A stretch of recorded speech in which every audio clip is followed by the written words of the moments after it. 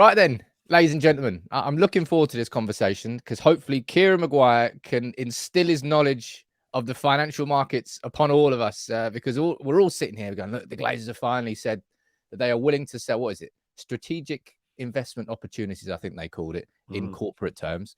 We know that the Glazers are now willing to sell Manchester United, but what does that mean in terms of the debt? Because I think this is a really important part of the whole sale process. That's why I've invited Kieran on, football financial expert. Is that a correct way to introduce you, Kieran? I think that's fair. I never refer to myself as an expert. No, it'd be a bit weird if you did that. So yeah, I do a bit of teaching on this on a professional level at university, and I have an irritating habit of popping up on television and radio talking about the finances of football clubs. Well, funnily enough, that's exactly what we're going to do tonight. Just for a caveat here, this when this podcast is going to be released, Manchester United's latest quarterly results would be out. So as it stands, and me and Kieran having this conversation, we don't know what they are. We don't know what the expectations are. That it's not going to be particularly good, Kieran. I think is that a fair way to describe how we're expecting them to go? Yeah, United have invested significant amounts. They've got the biggest wage bill in the Premier League. They've signed a lot of players in the summer of 2022. And without being too rude, they've got some legacy issues in respect of players who they have signed that perhaps haven't delivered, aren't tending to get into the squad, aren't making a contribution on the pitch, but they're still having to pay out large amounts in terms of those players' wages. So I'm not anticipating a fantastic set of profits from these quarterly results. And Kieran, these quarterly results, are they Q1 of this year? Yeah, it's Q1 of 22-23. Because Manchester United is a listed company on the New York Stock Exchange, it's obliged to produce quarterly results to the markets because it will have an impact upon the Manchester United share price. I don't think it'll have a big impact. There's a lot of speculative support for Manchester United shares at present, following the announcement by the Glazers a couple of weeks ago, where the share price has increased by around about 75%. So if you had if you'd had £10,000 in Manchester United shares just over a fortnight ago, that would today be worth 17,500. So you'd had a nice little profit on it. Well, Captain Hindsight there, because I wouldn't have invested in Manchester United. I don't think anybody would have at that point. But focusing on the debt itself, because the debt for me is one of the most important points when it comes to new owners. The concept of Manchester United going back to being a debt-free club, that's what we want. I mean, realistically, Manchester United don't particularly need a sugar daddy to come in, and we generate huge revenues as a football club. And the whole concept is that we've had over £1 billion has left our club on servicing the Glazers' debt, either on interest repayments, on different ways that the loans have been organised. And whoever comes in, the concept of me looking at it as a fan is, right, okay, whoever comes in, whether it's Dubai or Apple or a US consortium, they're going to buy the club, and there's going to be an extra 600 million added onto the price of the club that will be the debt. And then the debt gets wiped out. Is that the right way to think about how it would probably be structured from a sale perspective? Not necessarily.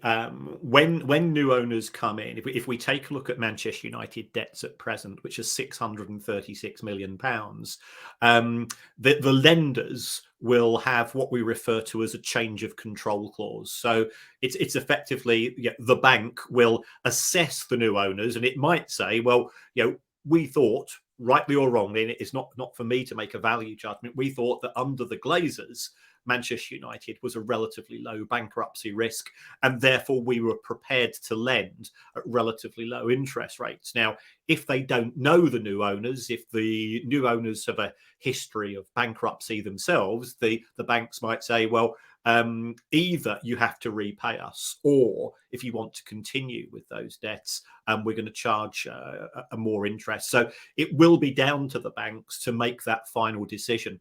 And it could be that they might say, well, we're not willing to lend to Manchester United PLC under the new change of ownership, and therefore we will demand our money back. So it is an uncertainty.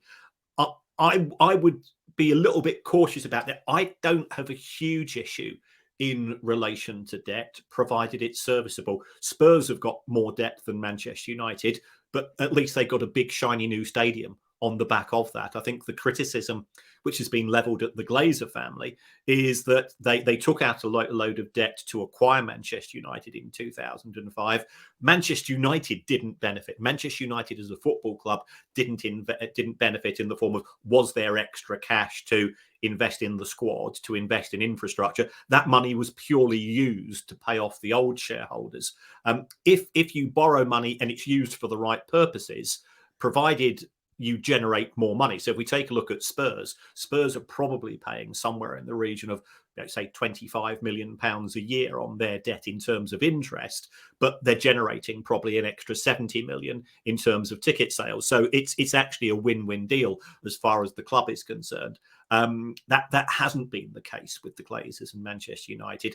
And based on my figures, I've got a total interest expense of £886 million since 2005. And of course, on top of that, we've had the dividends paid to the Glazer family themselves, plus the any management fees which they've extracted from the club. So I'm absolutely in agreement with you. It's been the Glazer experience has been a £1 billion plus experience as far as Manchester United is concerned. Man, it makes you sick when you. It really does make you sick when you every time you say the figures and you bring them out loud. It's like, just imagine that had £1 billion. You were looking at a new stadium. You were looking at Carrington. That's effectively what should have and could have happened over the last 15 years, had that not just simply gone on. Effectively, it's almost like having a interest only mortgage. That's kind of what it's been like. Like the numbers, as it stands now, the debt's 636, and the original debt, if I'm correct, was around about 550, there or thereabouts.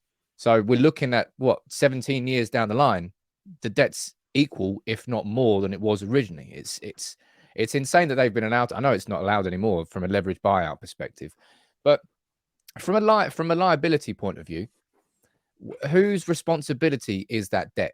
Is it Manchester United as a football club, or is it the Glazers as owners? Manchester United PLC has borrowed that money from mainly American banks, and therefore it is Manchester United's responsibility to service that debt. And on top of the on top of that figure that I've given you of 636 million, what we've also seen under the Glazers is that when they've been buying players, they've gone down a route of buying players on credit. So if we go back to 2006, which was the first year of the Glazers' ownership, Manchester United only owed to other clubs, in terms of outstanding transfer fees, £7 million. If we look at the figures now, that is now £182 million on terms of money owed to, it could be owed to Juventus for Ronaldo, even though he's left, and all a series of other clubs, and that's before taking into account the summer spending. So we could easily see that figure exceeding £200 million when the first quarter results come out on Thursday night. Yeah, I would say that's probably the figure I'm not looking forward to, but that's the figure that I'm going to go to first, is to see. Obviously, we spent 230 million in the summer on 5 signings, I think it was. How much of that was cash, and how much of that would have been spread over X amount of years, and how much has been borrowed to service that debt? Because I think that's a really important thing for me to try and understand. Is it's absolutely no coincidence, Kieran, is it, that Liverpool and Manchester United, the two biggest clubs in England, are both up for sale, or investment opportunities, whatever you want to call it, they're up for sale, right, at the same time. I mean, of course, it's unprecedented, but what's happening inside the actual financial markets to cause that? Because some people, it's stupid. Now, obviously, it's just pure coincidence that Ronaldo leaves and the Glazers put it up for sale, and some people try to make that link, and it's ridiculous. But from an educational perspective, how can you help people understand? Right, this is a conversation that the Glazers and FSG would have been having for a long old time, and they've reached a point where they've made it public. What's happening in the financial markets to cause that? Well, first of all, we've had the sale of Chelsea for £2.5 billion. And Chelsea under Roman Abramovich lost £900,000 a week for 19 years, and they still managed to sell the club for 2.5 billion. When the club was in crisis, there was a genuine chance that Chelsea would have gone out of business this summer had the sale not been completed early enough. So I think that took the markets by surprise, and FSG and the Glazers, and I think I'm a great believer in separating owners from football clubs and fans, because FSG don't support Liverpool any more than the Glazers support Manchester United. In my opinion, FSG have run Liverpool far better than the Glazers have run Manchester United, but that's just an opinion. But it doesn't mean that they're football fans. What both the Glazers and FSG saw in Project Big Picture domestically and the Super League proposals on a European basis was an opportunity to keep far more money in football. So under Project Big Picture, clubs would have been able to sell their own TV rights rather than via the Premier League. They'd have been able to do that for 8 home games. And there was a similar proposal for, I think, 3 or 4 games in Super League. That is financially very advantageous to clubs such as Manchester United, Liverpool, Real Madrid, Barcelona. That's why those clubs were so keen on these ideas. Project Big Picture is dead. The Super League is on life support, but it's not quite dead, despite... and therefore, I think both FSG and the Glazers feel, to a certain extent, we're at maximum Manchester United and maximum Liverpool in terms of our ability, or in terms of the club's ability to generate money. So the only thing that can take place in the future is that either in the case of Old Trafford, I think there's a case for knocking the whole thing down and rebuilding it in a similar way to Spurs, because otherwise you end up with what is effectively a sort of a glorified game of Jenga, in the sense that you're building on top of existing structure, and it looks messy, and you're a regular Old Trafford. I go as an away fan. It looks inside tired. It's a horrible place to go. It really is a horrible place to go now, and I don't mean that. I don't mean that in a negative sense, but it's just the match day experience at Old Trafford is stuck in the 90s. Like, the concourses are tiny, the toilets are crap. Yeah. Everything's just that you're kneeing somebody in the back when you're sitting down. There's no space. I mean, it's needed. If you're looking at FSG and what they've done with Anfield, and they've redeveloped 2 stands, they've built a new training ground. I agree with you that they've run Liverpool as a slicker operation. Yeah. But I think one thing that all United fans are asking is what's happening in the January transfer window, because we've got that coming up. We know full well that, I mean, even before Ronaldo left the club, we needed a striker. But now that Ronaldo has left the club and those wages have left the bill, you spoke about that, how huge our wage bill was. There's an opportunity now for United to be active in the market. But at the same time, the Glazers are trying to sell. So you're thinking, well, what's going on here? Because you're pulling in one direction and pushing in the other. What's the from a credit perspective? You say, I suppose we'll know. It's a shame that the reports aren't already out now, and we can't see how much has actually gone on. But we can assume that at least part of it has been added on to that. Would the expectation be that the Glazers could do that again in January if they wanted to? For example, they add an extra 75 million onto the credit. We were to sign 1 or 2 players. That therefore increases the value of the squad, and I suppose the overall value of Manchester United as a football team, which they could then therefore add an extra X amount onto the sale of Manchester United. Is that likely to happen in January? Or do you expect the Glazers to be like, no, we're selling, we're not spending anything? I think you've correctly identified that there's 2 potential ways of looking at this. First of all, does Manchester United have the capacity? Would clubs and would financial institutions be willing to lend to Manchester United PLC? Without doubt, Manchester United generates a lot of cash. So I think Manchester United are credit worthy, which is a positive.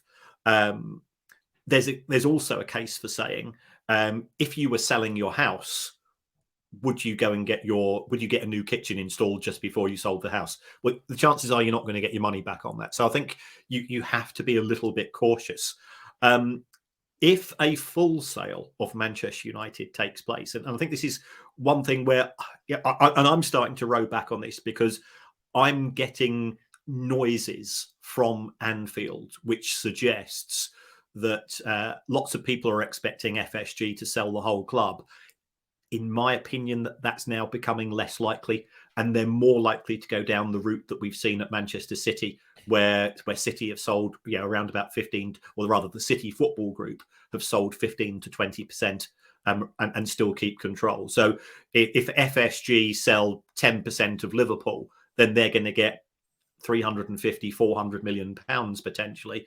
They only paid 300 million to buy the whole thing just over a decade ago. So they're getting all of their money back, and they've still got 80 to 90% of the club. That could prove to be attractive to the Glazers. So I think we always have to be careful when looking at these sales. But in terms of investing in January, if the Glazers are going for a full sale, there's no reason why the deal could not be A, agreed, and B, completed by the end of the season. If you were wanting to buy Manchester United, you would want to buy the club as a club which is competing in the Champions League in 2023-24. In order to achieve that objective, you need to presumably invest in talent. So it could be in the Glazers' best interests to buy a player or two players. And I know nothing on the football side of things. It's not for me to say whether a player is good or bad. I just look purely at the numbers. But I'm fully aware of the difference between participating in the Champions League and participating in the Europa League.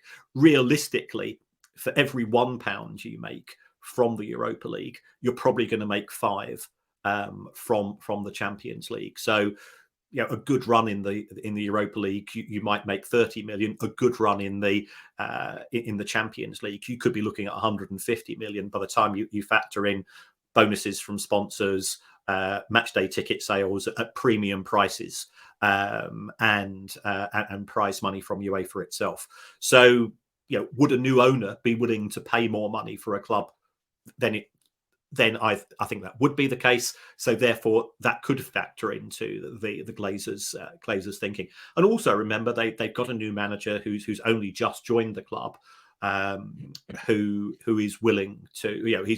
You can't recruit somebody and then say, oh, by the way, we're turning off the taps a few months later. Well, it was effectively the taps were turned off in the summer. We lost to Brighton and Brentford. The Glazers said, hold up.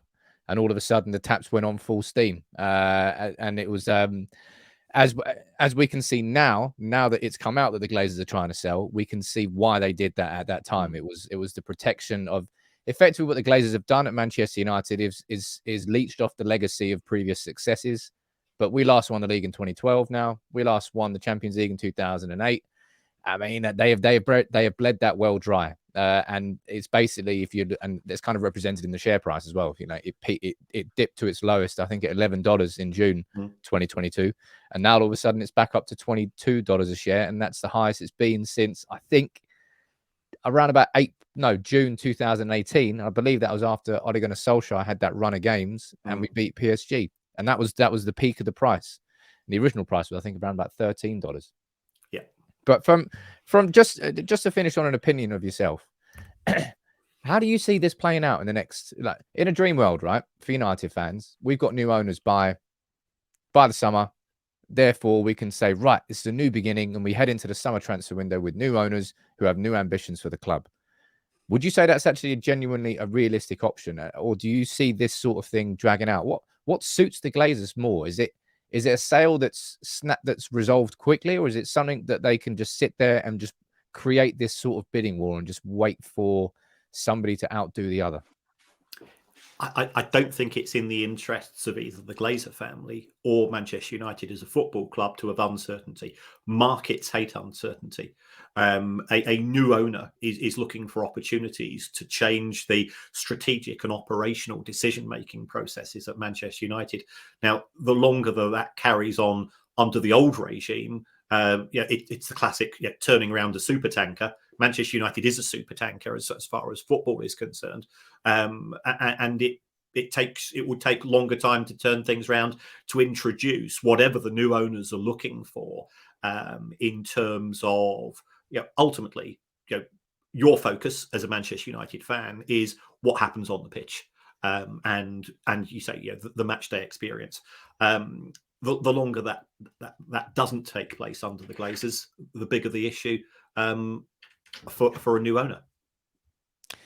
Well, thank you very much for your time tonight. Seriously, thank you very much, because it's such a confusing situation. The fact that you said there that Manchester United as a PLC are very credit worthy, and that was one of my biggest questions. I didn't know whether United had sort of exhausted their credit facilities and whether or not they could actually borrow more. But if they can leverage more, I mean, the Glazers had leveraged X amount of debt for 17 years. Odds are they'd throw an extra 50, 75 million on just to sign a player.